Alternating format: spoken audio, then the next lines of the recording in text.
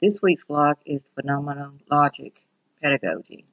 Again, those participating in this group were 2 nurses with less than 1 year experience, 3 nurses with more than 1 year but less than 5 years, and 3 nurses with more than 5 years experience. The purpose of this video or group discussion was to discuss what makes a good nurse. I started with the question, why did you want to become a nurse? We had several different reasons for becoming a nurse. One included, she had said that she had been a child, when she was a child, she had been in the hospital a lot, and the caring attitudes of the nurses and the caring feeling that she got from the nurses made her want to become a nurse. She said that when she went to the hospital, she always felt that she got better in the hospital, and she um,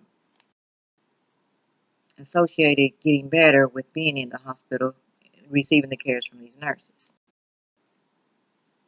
Another nurse said that she wanted to become a nurse because she had seen her mother go through an ordeal in the hospital.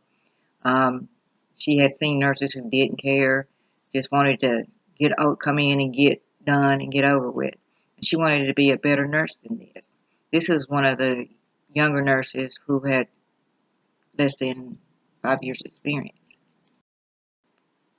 We talked about the qualities that we considered making a good nurse. It was caring, being professional, communicating well, and working well with those on their team. One of the older nurses was talking about the caring attitudes that she received from her coworkers and how she felt part of a team. I asked her to expand on what she meant by being part of the team. And I asked this question because I had noticed that some of the less experienced nurses did not come and ask for help. They would struggle on their own trying to get everything done. And I wanted to foster in them what made a good nurse. It wasn't just you by yourself, it was also them working as a team, caring for the patient.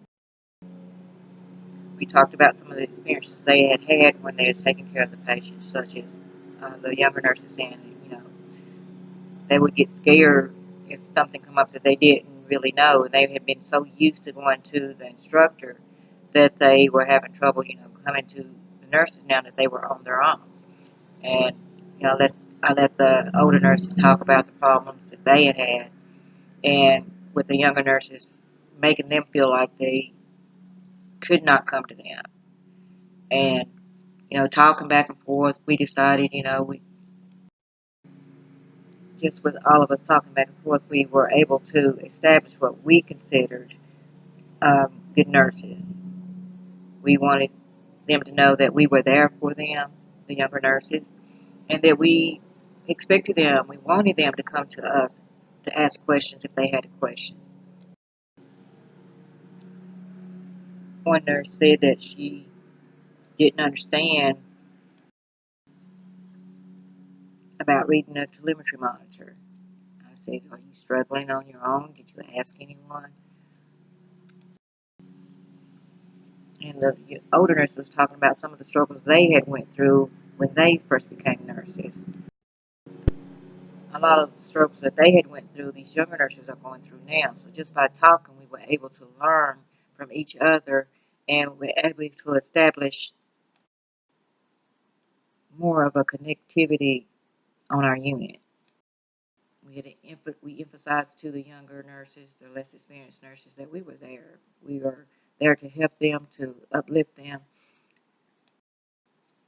I know that they had heard that the expression eating the young, but we didn't want that. We were not going to do that. We wanted them to be there, to know that we were there for them.